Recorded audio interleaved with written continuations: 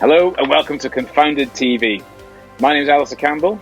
I'm Sarah Curran. It's the 1st of June 2020 and welcome to episode 1.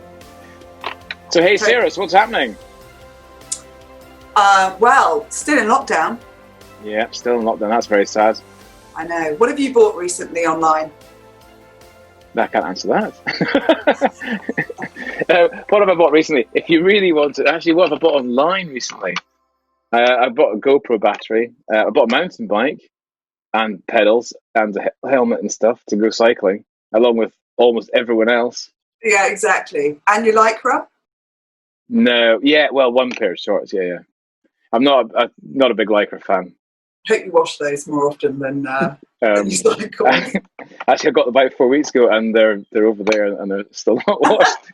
They're almost like cycling out themselves. Yeah, I think so. But I wouldn't mind being Rutland Cycling or Evans or somebody, because they must be doing spectacularly well. Oh, yeah. Do you know, I've got a real problem with men in Lycra on bikes. It's like, why do you have to cycle in a tribe? It's like, you know... It's all tribes. Was it Alex Dunstan who talked about cults? He only invested in people who created cults. I think it was him, wasn't it? Yeah. Careful how you say that. This is getting outrageous. So we're only like 1 minute 47 in. So I think we should really just give everyone a little bit of background about us, because this is all about trying to make it less nerdy and more about how the passion that some of the founders feel. And you'll hear that in the interview, I guess, later. We've got a guy on called Will Bicknell. He's a really interesting guy. He is trying to change the world, isn't he? I think he's got a really interesting business, and I do think that, you know, the great thing with this, I mean, you know, the great thing, obviously... All the horror aside, yeah.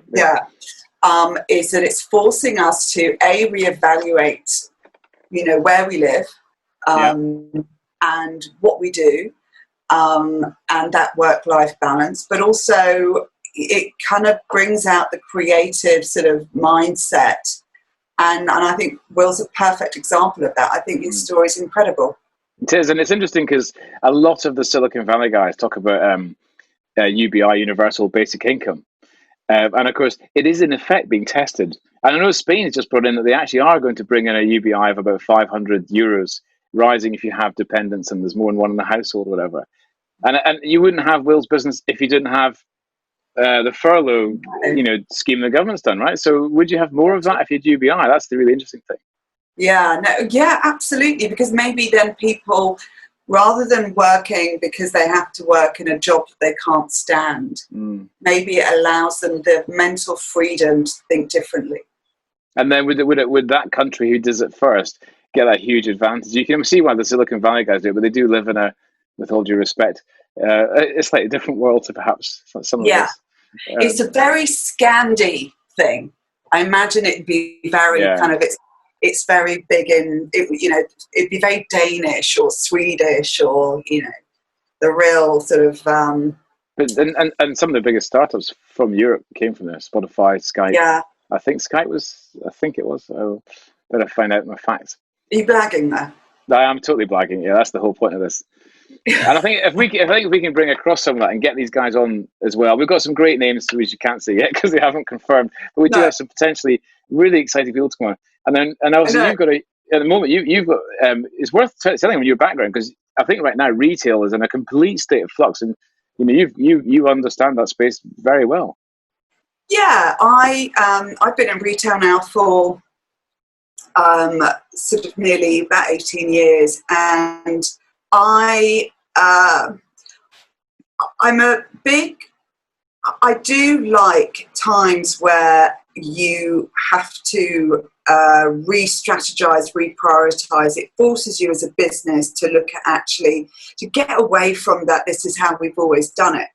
And I think the ones that, the retailers that will survive this period are the ones who have adapted quickly. And what we're seeing is there's a real surge in those customers who are going to the single brand platforms. So, for instance, French Connection or Mango or Zara. So they're not going so much to the multi-brand retailers. Yeah, okay. But they don't So, have to anymore. well, and also don't forget, people aren't browsing. No. So people know what they want. You're like, okay, it's it's sunny this week. I want a skirt. I can't afford to maybe have the wrong size, because what am I going to do with the item? I can't return it. Well, I can, but it's a headache. So actually, I'm going to go to the brand that I know my size in. And so what will happen, and what is happening, is the customer's average order basket or average order value is lower, but actually they are shopping more frequently. Yeah, and they're more loyal, right? So I buy the same Levi's and the same Converse. That's a plug. Free one's always welcome. And I buy the same ones, and occasionally I step out my comfort zone when I'm forced to go shopping. But I guess for people who do normally do browsing, and especially the department stores with multiple brands within them, you're not going to be walking past one and go, "Oh, I'll have a look at that Barber jacket," because you're not going to bother because you're not there. And if you've not looked, and if you don't get that, you're not. How are you going to find out about them? Yeah, sure. It's a You're real the tough call. in with your background, then you'll know what we're all shopping. So what have you seen, like the most random thing in your You really want to know? Actually, to be fair, I did a thing called the top 10 weird stuff that people are buying right now for, which ended up in the BBC. And the weirdest one I thought actually wasn't the lingerie and the chandeliers and the weird shit that people are buying, was actually mops, because people are mopping their floor probably for the first time ever, right? And vinegar, and I think people bought vinegar because the bleach ran out, because vinegar is a sort of mild disinfectant. Yeah. And There's no, because there's many forms of vinegar. There's like the vinegar that you can put with chips, and there's the then there's the red wine vinegar that I like to use on my dressing. But then then there's the vinegar that you can use with sort of to clean your surfaces. Yeah, and it must be that, because the bleach ran out, and it's amazing. It was amazing to watch the changes. Like literally, country by country went through the same patterns. They went through, I need to have gloves and sanitizer and all that great stuff. And then quickly went, loo roll actually faded quite fast. I think loo roll was a fad, so to speak, because I think the problem with loo roll is, I think the media have got a bit of a question to answer for this. Really, loo roll is really, supermarkets operate with super efficiency, the most efficient businesses that there probably are in existence, right? And loo roll is hugely bulky, so they only have enough for the shelf for the day. And if 20 people turn up and buy, 3 extra massive multi-packs, it's probably the shelf looks empty straight away. And then the media run a story, excuse me, that there's no loo roll, and then 4 other people turn up, and then the shelf is empty. Then everyone goes, "Oh my goodness, who are all the idiots who are panic buying?" There's 7 of them per supermarket. I mean, there's hardly any. There's statistically, there's nobody. And that's what happens. And I think the stuff that was really interesting was they bought sanitizer and gloves and stuff. Then the masks ran out, and then they very quickly went into sort of home baking and all that kind of. I mean, really fast. I mean, sourdough was like quicker than everything else, and then it went to gardening, and then it went to lingerie. Right? And the lingerie is really interesting. So there were 2.6 million searches according to redbrain.com, or one of our sponsors, and for lingerie in February, which is normal for Valentine's Day, like the run up, and you get the baby boom December, and however, May is trending higher than February, right? So there is more lingerie being bought now. Either there's lots of women at home going, "I'm going to buy myself something nice and look at myself in the mirror and pray around the garden," or everyone's getting a bit frisky because they're still stuck in, and what else are they going to do? Although I would have thought by now. Really. You've been looking at that face for the past sort of 8 weeks. Said that. There's not going to be any romantic moment happening. But I reckon there will be a baby boom. Oh yeah, absolutely. It's going to be immense. We should get somebody on who's built a baby website and is only planning all the marketing for next December. The worrying thing, I think, is that there's 8 million people as of yesterday on furlough, and everyone's spending money and still buying stuff, right? So the question is, what happens to people when the furlough comes off? Because when companies start getting asked to pay 25%, do they start going, "Oh, we can't afford it," or have things improved? I mean, the head of Citibank came out on Sunday papers, I think it was, and said everyone thinks V-shaped, straight down, straight back up, and he thinks not quite. No, I can't see that happening. Anyway, depressing. No, it's not depressing. You hope for the best and plan for the worst, right? Yeah. So you launch a random podcast in the hope that this will replace someone you've never met. Yeah. Just for people who obviously don't know us, which is almost everyone, or at least our mums are listening. Hopefully, exactly. We only met a few weeks ago. I can't remember how we introduced. Well, there's the restraining order that stops you from coming any sort of real distance. Yeah, that's it. So I Stalking. think we should go stalking. Yeah, the stalking Confounded TV. Let's go into the first thing we've got. So every week we're going to run a little thing. We love this idea. I know, I love it. The Royal We. We love this idea. When people say we love this, when couples say that, it drives me nuts. We love X Factor. It drives me insane. Anyway, this is the elevator pitch. So we all know that startups have the elevator pitch, and they get told to do it and refine it in 60 seconds. So we're testing the theory by inviting people on, cue the music, and they get 60 seconds. And actually, on the test runs we've had, it's harder than it looks. So here's Dan Blatchford to talk about sipchampagne.com. Thanks for having me. So, Sip Champagnes, we represent the finest artisanal producers from the Champagne region, rarely found in the UK market. And they're very small producers with a focus on sustainability and biodiversity. They often miss the plaudits. They change that, and that's what we're all about. And the website is being built now. It is being built now. There is a sign-up page if you're interested to when we open. It's sipchampagnes.com. Perfect. I shall sign up. And I think anybody who opens a champagne website in the middle of a global pandemic has to be an eccentric genius or a fool or a crazy or something. So maybe we'll get you back on in a couple of weeks to talk more about how it's going and to maybe taste. We could maybe taste some of these champagnes. I'd love to. The screen froze just at the point where you had to say yes, you can have some of my champagne. The screen froze. Perfect timing. So that was Dan Blatchford from sipchampagne.com. He's launching this in the middle of this pandemic. I absolutely love that. I like the fact these aren't the big brand labels. This is different, probably produced by families. So in effect, he's supporting small local businesses just in a different country. And who doesn't like a glass of champagne? Not me, anyway. So apologies for the sound quality on there and the video stutter. We record all this in Zoom and I edit it in iMovie. I think actually this is the perfect time to launch a champagne business online. Ooh, controversial. I know we talk about it again later on, but I do think, people, like if you look at the online wine tasting groups have sort of really, yeah. Huge. There's going to be a lot of babies and there's going to be a lot of drunks out there. Well, if there's a lot of champagne, a lot of lingerie, the chances are there'll end up being a lot of babies. Holy cow. One thing doesn't tend to lead to the other. And then all the champagne laundry gets put away and it's just dirty nappies and tiredness. And then it takes 10 years to go to the other side of that. Warning to anyone who's drinking champagne and wearing lingerie.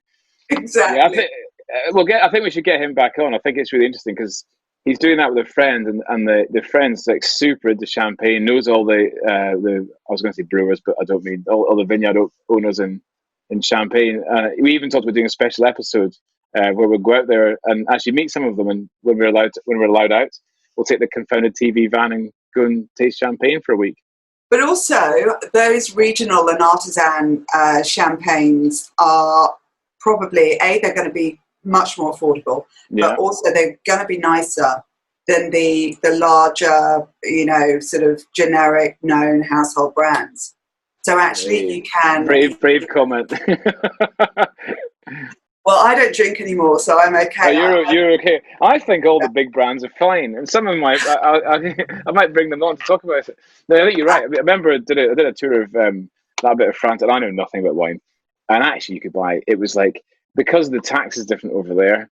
We get it's just phenomenal the difference in price when you buy it literally from the door of the house of the guy making it. And I'm saying guy because it was mostly men. It was all men that we met. It was great. It tasted great. And if you're not a connoisseur, it was great value as well. I'd be interested to see how Dan gets on, because I think there's two audiences here. There's I'll buy a bottle for a celebration, but if his pricing is right, it might come down a bit to a Friday night bottle. I love it. I think it's a great idea. I'm a real champion for sort of businesses that launch in obscure times. Shall we go to our main interview? Please do. So this is Will Bicknell. Will Bicknell has created a business, and we both think this is outstanding, don't we? Yeah, love it. Let's just go to the interview and let Will tell us about his business. So welcome to Will Bicknell, the founder of Fellow. He is going to tell us all about his new venture built completely through the furlough period. Hi, Will. Hello, how you doing? Hi, Will. Hi. Lovely to meet you. Meet you. Very nice to meet you too. So, Will, talk to me about when you launched the concept, your marketplace. I know I'm completely blind at this stage, but I'm fascinated. Cool. Right. So I'm on furlough from a fintech where I'm chief innovation officer, and so I was put on furlough on the Sunday, and on the Monday I went to my natural kind of innovation space and thought about kind of what can I go and do to fill in my time and hopefully do something worthwhile. So that's been about 2 months now. I've kind of lost track of time being stuck in my little box in Lincolnshire, but so about 2 months we've been working on Fellow, which is FELLOH, if you're trying to look for us. So shall I tell you what it is and kind of what? So I was. One of the things I was thinking about is why is it so expensive to process payments online? You know, as I've had multiple startups, and it's always really annoyed me that you pay kind of 1 or 2% to the credit card companies. You know, 1 or 2% of your turnover is a vast amount of money.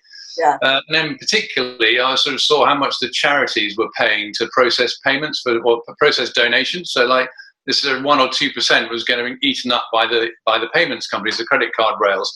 And I thought we could do better than that. And I knew from my fintech experience that open banking, which is a new thing, which I'm happy to explain, but it's a way of taking payments without needing to use the credit card rails, which is massively cheaper.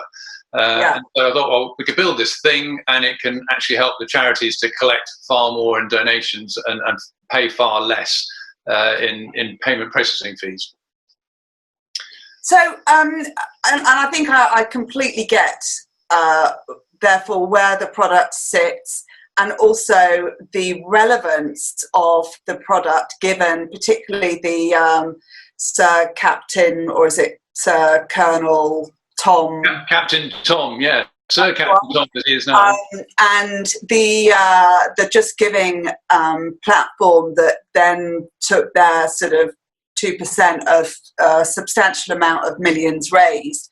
So why is that? Why is that just an outdated model that's just no longer relevant, and given today's open banking and all these sorts of models are way more sort of, I guess, consumer focused? Yeah, well, so to give Just Giving their credit, they've been around for a long time. They've been doing a really good service for charities, enabling it to be really easy to collect donations online.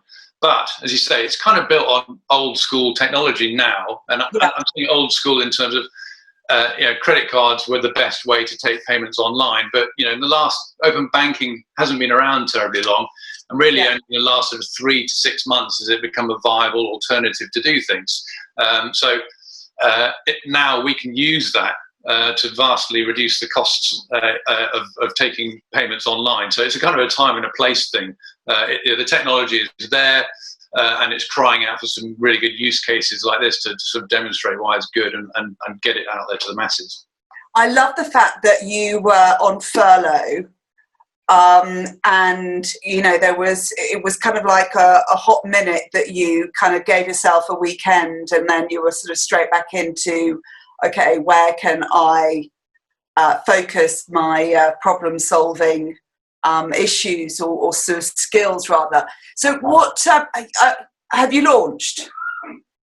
So it's a launch. We're sort of in beta, I think is probably how we describe it. So we can take, all the technology is built. We can take and process the payments.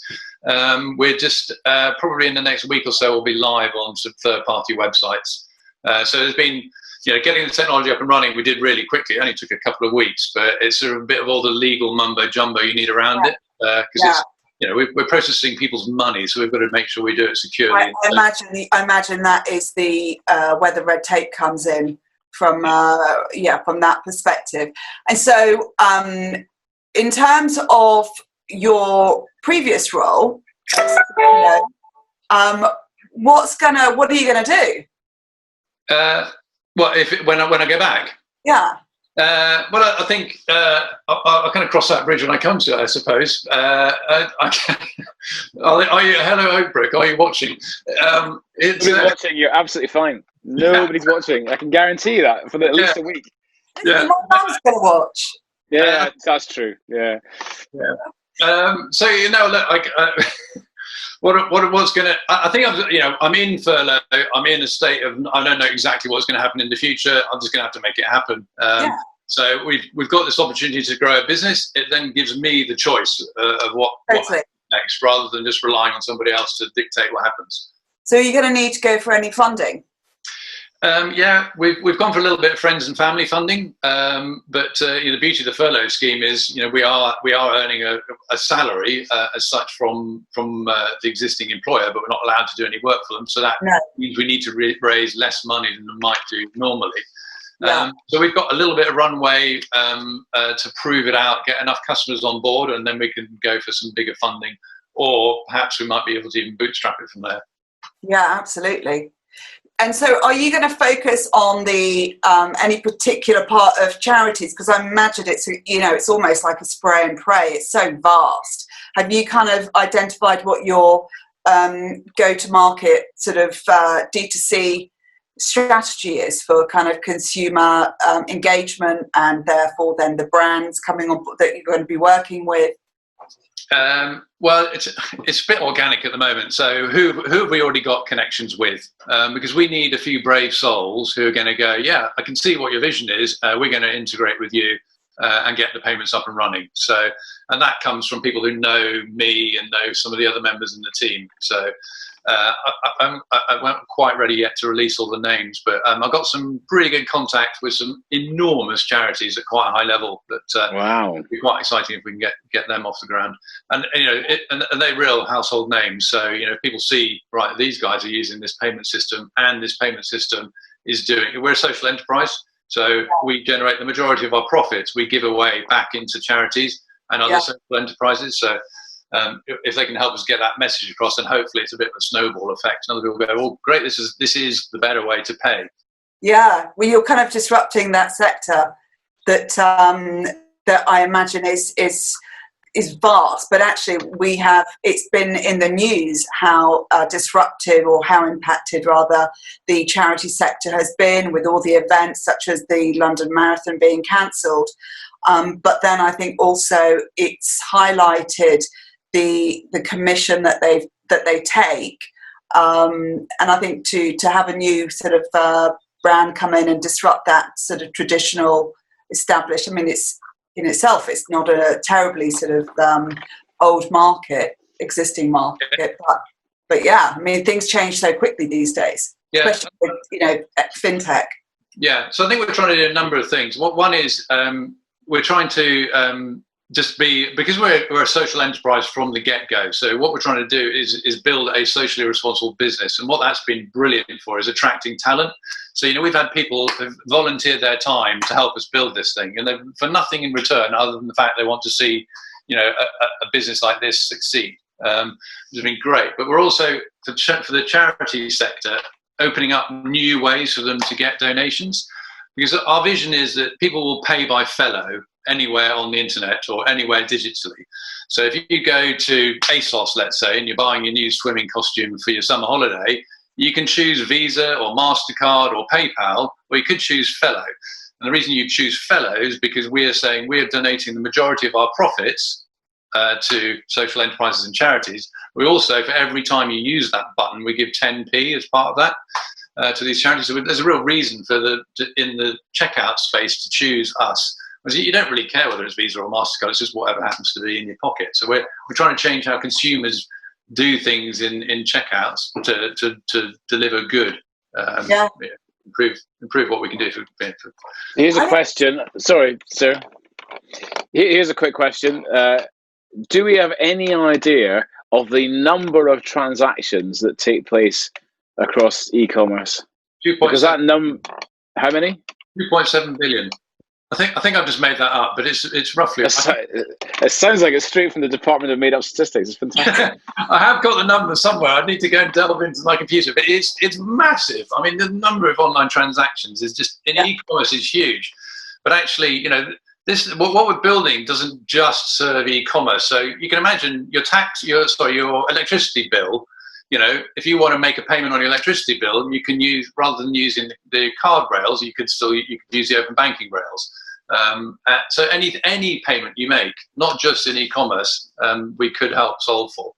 It reduces fraud, I guess, as well, because if you are a major mobile phone supplier, you have to have so many fraud checks in place, but it's actually really hard to have got into somebody's banking app, right? So if I go and buy a new iPhone for 900 quid and I use a card, they've got to make sure the address, and there's a lot more risk of fraud. And this way you take that away because it has to be my bank account.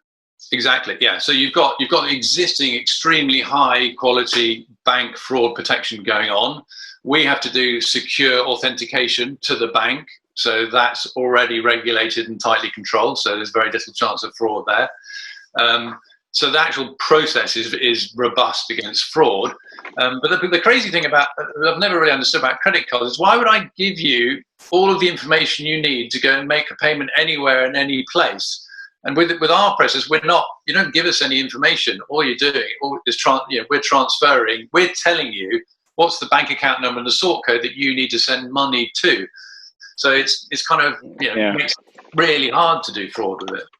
Yeah, absolutely. I love the story as well. I think, this whole, the lockdown has given people an opportunity to really review and be creative with what they want to do. The fact that you are able to, to sort of turn this around so quickly, I think is commendable. But also, it's within a sector that also is being really impacted through all the events being cancelled. I think it's just it's a perfect story. It's a really exciting thing to be part of, to be honest. Yeah. It's given me a real passion. But I think the thing is, we've kind of grown the idea. So we initially were like, yeah, we can solve this for charities. But actually, I'm now thinking this is the new way you pay, right? It's going to be Visa, PayPal, Furloughed, and that's where we're going to get to. Why do you choose? As I was saying earlier, why do you choose Visa? Why do you choose PayPal? Visa because it's kind of fairly simple. PayPal probably because it's security for a lot of people. But actually, it's simpler, more secure, and we give money to social causes to use Fellows. It's kind of a no-brainer. You should just use it. So if you consider if you can use PayPal or you could use Visa, obviously one of the things there is you've got the massive stumbling block you've got there is integration. Here's me with my huge retail store processing thousands of transactions an hour. Maybe I'm going to integrate with you. How easy is it to integrate, and what are the risks that I take in doing that? So it depends on the scale of you as a business. So if you're absolutely ginormous, you might be integrating lots of different payment gateways. So ours is as simple as integrating any of the others. You just pick up the APIs, which are well documented, and you can be up and running fairly quickly as long as you've got your in-house development team. If you're kind of smaller, you might be using you could be using somebody who's aggregating a number of payment gateways for you. Mm-hmm. So the challenge for us is to have a relationship with those people who are already aggregating the payment gateways. As the retailer, it's super simple. You just carry on integrating with them, and then they suddenly will just pop up as a new payment option. You've got to tick the box to include us, but we've got to do the legwork of getting a relationship with those intermediaries that integrate with the payment gateways. It's really interesting what you're saying, because I've noticed more and more at checkout, people such as ASOS, even Amazon now, Domino's, don't ask me how I know about Domino's, they prompt the customer to give a donation. So I imagine it's sort of from a consumer's mindset, it's sort of starting to become a norm. Yeah, so the difference is we're not asking the consumer to give any money. We're just passing on the savings that we make, and a lot of it goes to the retailer and some of it is going to go to charities. So the consumer's not having to it's not costing the consumer anymore. It's not actually costing the retailer anymore. We're just shifting around the costs from, going into the pockets of Visa and MasterCard and those guys, and saying, well, we can reduce the costs and give some of the saving away to charities. But yeah, I think the society in general is interested in giving something back, and I think that's something that's just come out of COVID particularly. You talk to people, much more generous of spirit, I think, from this, and I think that's why we're saying it's a bit of a here and now kind of opportunity. So if we can be become the established way to pay that actually is doing greater good by spreading these savings around with social enterprises and charities, that's something will resonate with the consumer, and they'll go, I want to pay with Fellow. And then hopefully they go to the big retailers and go, hey, why haven't you got Fellow as a payment option? You should have it, because it doesn't cost you anything, and it gives 10p to my favorite charity every time I use it. Isn't the saving absolutely vast? It's not just because you're charging like a fixed price, a few pence basically, aren't you, per transaction? So the last time I ran an e-commerce store, I think I had to pay, and I was doing okay, so my rates were quite low. I think they were 1.75% plus 20p for Visa and 17p for Master, whatever it was. But that you're saying that percentage just goes away completely. So if I'm paying £1 million out in percent as that 1 or 2% over a quarter or whatever, that just stays in my pocket. Well, yeah, so it depends on the size of your transaction value. So if you're doing tons and tons of little tiny transactions, a percentage might actually be better for you. Okay. We've got to try and crack that nut. But if you're doing anything over £20, and I'm comparing this to sort of Stripes of this world, which will charge about 1.4% plus 20p. If you're doing anything over £20, our 35p, which is a flat fee, suddenly becomes cheaper. And then if you're into the hundreds of pounds, it's miles cheaper. So we've been talking to one customer. Their average transaction value is £140. They're paying us 35p versus about £1.70 that they're currently paying. Wow, that's exciting. And then what's next then on the where you are? Where do you see this in sort of the next iteration, the next version of your plan? Well, we're still early days, so I've got to get the initial customers up and running and get them really pleased with what they're getting. Literally, you just imagine payments. Payments are absolutely everywhere. Paying your parking fine, paying your gas bill, paying your it's just all everybody I talk to. Like I rang up a mate of mine, and he sells wedding speeches. Of course, he's not selling very many at the moment, but I've forgotten. Of course, people have to pay him to write these wedding speeches. And he was complaining, I'm paying 3% for these. So tiny little guys spending a lot of money on payments, and then you've got the multinationals who are also spending lots of money on payments. So it's billions and billions of pounds that get spent on these things. So use cases, but I'm an innovator, so I've been thinking about things. So imagine you have your cake stand and you're trying to take payment, but you don't want cash because cash is covered in COVID.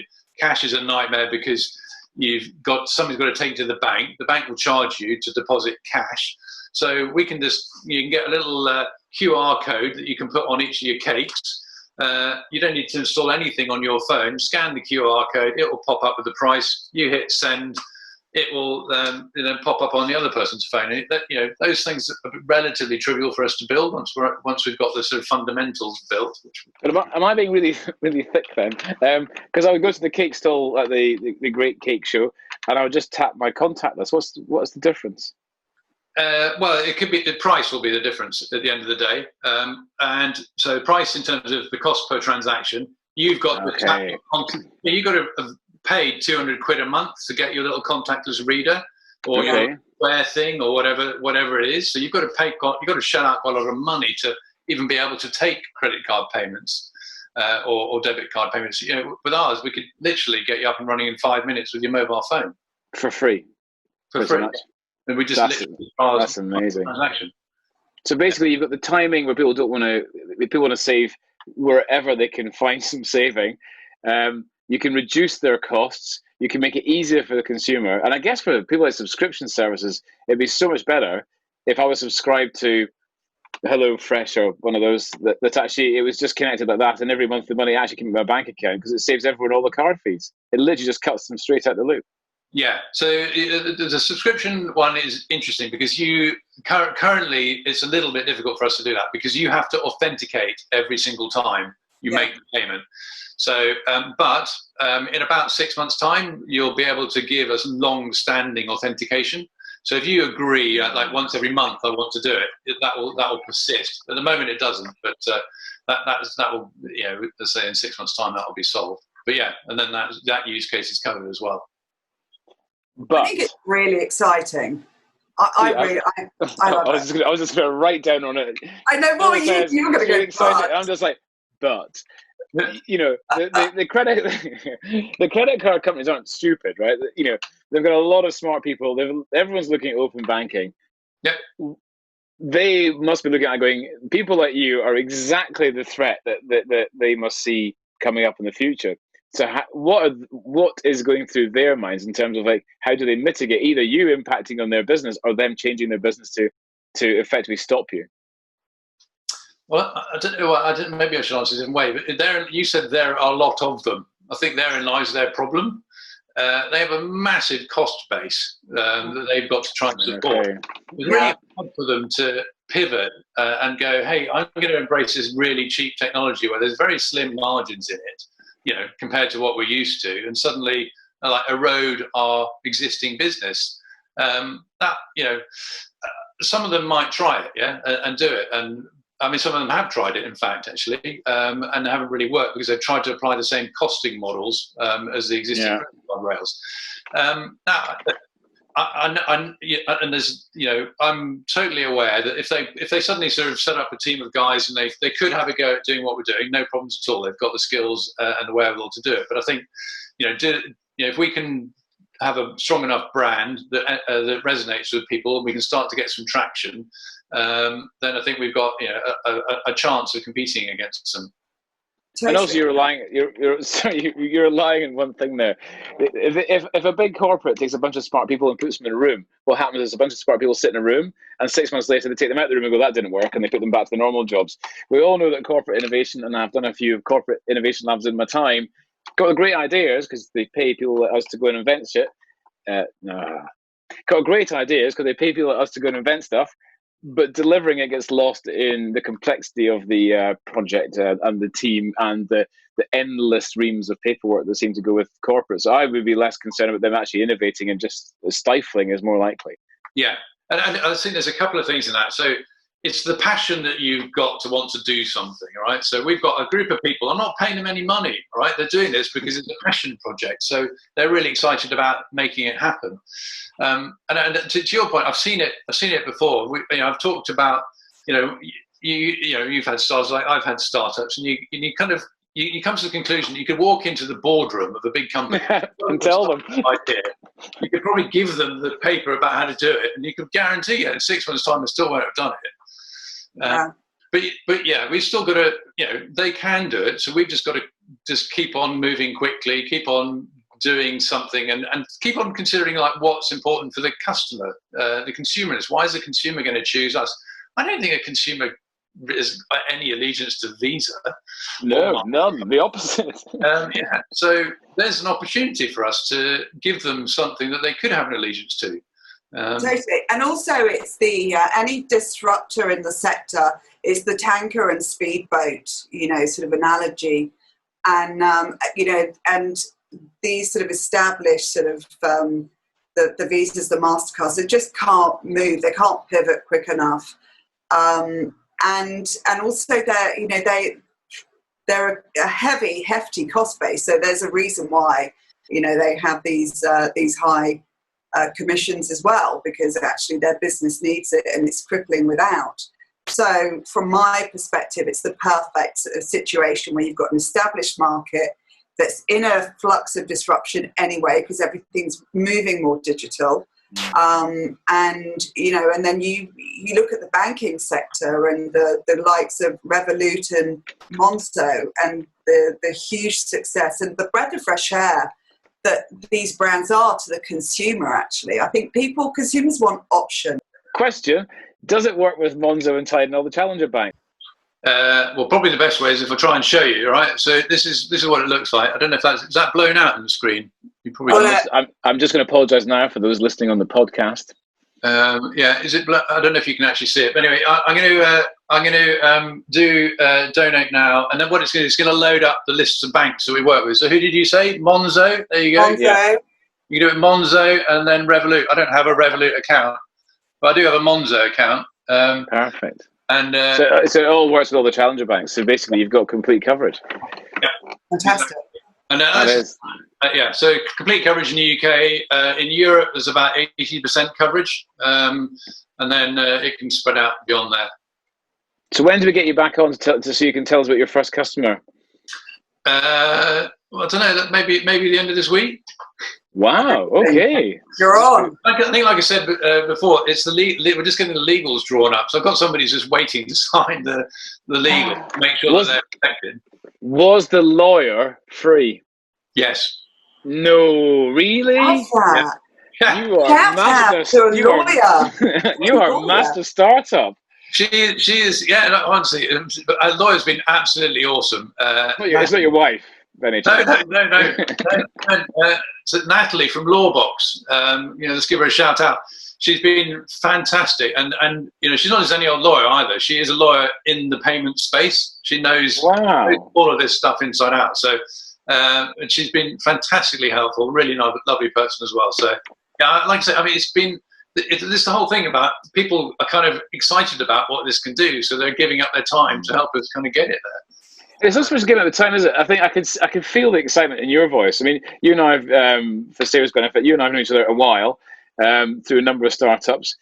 We competed for a brief moment of time before we realised that the market was too big and we weren't competing. And I think when you find something that you really love doing, I can feel it in you. I say, I'm so excited. This is really brilliant. Whereas, I'm going to do this startup and I'm just following a process. And it's interesting, but it's not life affirming and all that great stuff. And that's maybe a message that we've got a guy on earlier in the elevator pitch, and he's starting a champagne business. He loves champagne, right? There's no worse time to start a champagne business than right now. But he loves champagne, and he loves all the little art and those ones, the small niche ones and he's bringing them into one place as a sort of marketplace of fine champagnes that aren't going to break the bank. But do people drink champagne at home? I don't know. On your, maybe. I do. It's 5:44. I've only got 16 minutes to go before I start. But look, honestly, it's really, I'm super enthused by this, and it feels a bit like the stars are aligning. It's the right time. And I just had to be gifted a bunch of people who are also on furlough. Somebody who's worked at Barclays, is all about the Barclays thing. Serendipity, man. That's what, sometimes the stars align, and serendipity is everything. Sometimes. You see, you got the guy from Barclays. I got Alistair. That's something's not happening. Because you're just up the road from me as well, then, aren't you, William? Because you're in Lincolnshire. Yeah. You're in Lincolnshire too. God, is this like? Oh, no, I'm in Rutland. Hold on. You can't poach the co-host, Will. Stop right there. Because she's making a huge mistake if she thinks going off to do payments and being nice and giving money to charities is the way forward. Confounded TV is going to be global. Yeah. Faster. Well, I bloody hope it is, because then people will find out about what I'm up to. Yeah. So it'll be good. No, but I think this is a big, but also the fact that, you're both in Rutland, I'm in Grantham, which has got, it's not exactly on the world stage, is it, for banking or fintech? But you can do these things, and people will be quite happy that you're doing it in the new world, anywhere. It's a great story. I love the timing of it. I love, it's just, rather than resting on your laurels and, you've gone and done something, and you've got a great sort of team around you. I think it's brilliant. It is brilliant. So we need to find some customers, more customers, please. Well, hopefully don't talk to us. We could do that for our merch. Excellent. We'll have to do some merch. We'll do coasters and pens and shit. Love that. And then I've got to ask, the go to work on an egg. Yeah. So that's from the. It's one of the these it comes from the V&A, that the poster, but it's one of these sort of campaigns in the 70s from the Egg Marketing Board. And they used to sort of years after. She's too young, doesn't remember. Right. The 70s, way back when. Yeah, I remember. I know them well, my friend. I know them well. I, as soon as I saw it, I thought actually the thing to do if you really want to resonate with old people is to make bikes, right? Make bicycles and call it Egg Bicycles. So then you can actually steal the idea and go to work in an egg and have a brand called Egg Bicycles, and then aim it at everyone over 45, maybe even over 50. Yeah, we're getting close. Yeah, but you might be. I'm at least 18 months away. Yeah. I'm snapping at your heels behind you. Don't worry, fellas. God, on that depressing note. I know. Much, Will. Where's that guy with the champagne? Yeah. That was brilliant, Will. Thank you very much, and we look forward to hearing very soon. And we'll mention it in the next episode of who the customer is. I'll let you know as soon as I'm allowed to. Brilliant. Thank you. Really appreciate it. Yeah, really enjoyed that. Brilliant, guys. Bye. Thanks. Okay. Yeah. So Will was your friend or your contact. How did you meet him? He was. I didn't know who he was. I raised a couple $100,000 for Carsnet. I was sitting in Bingham. I was still running company check from Bingham, and I was tapping away doing Carsnet. And so he said, "Oh, you should see this. It's near you." And he had a thing called Car Sift. He didn't know of me. I didn't know of him. Turns out our kids play hockey in the same hockey team. There you go. And at first we met on these weird meetings where you sit and go, eyeing each other up. Yeah. Like, I'm not going to tell you anything. You want to why are we having coffee? And then and actually it became I took funding. He didn't want to, but both of us were up against the might of the automotive business, which is just hard, very hard. So he was your first guest. Next week it's for me to deliver a head. But hold on, are you doing the end recording bit? Well, we're recording. Oh, I'm just talking shit. Oh right, okay, sorry. So that was you do this bit.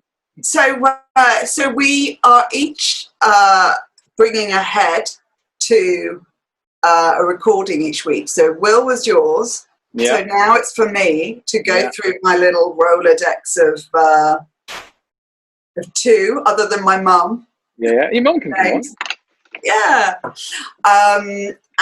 So I'm going to bring someone really exciting. Brilliant. And when do we find out? We should. Hey everyone, we're going to have somebody really exciting. Really exciting. I'll let you know Monday night.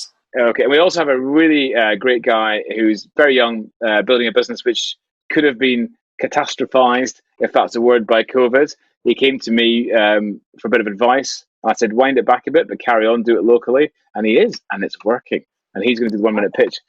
And I think we might have to extend the 1 minute pitch to like 3 minutes just so we can ask them some questions, right? It's tough to get it all into 1 minute for the elevator pitch. It is. Maybe they should do the pitch, right? As if the people listening were all investing, and then we should ask them some questions and actually have a mini interview, or maybe just 2 interviews. Are we still? Are we off screen or on screen? We're still recording. Yeah.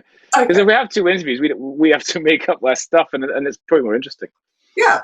What? Are you saying I'm not interesting? No, than me. You're very interesting. I'm just website.